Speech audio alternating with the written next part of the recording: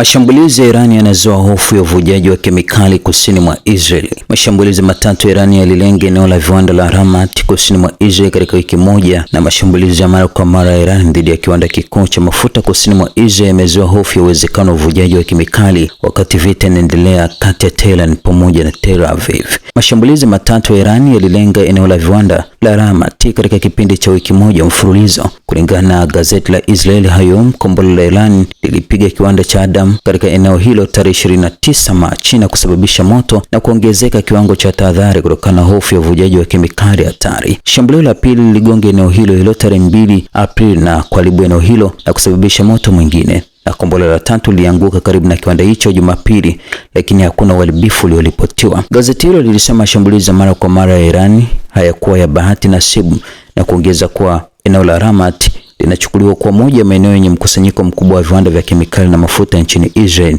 na ni shabaha muhimu ya kimkakati.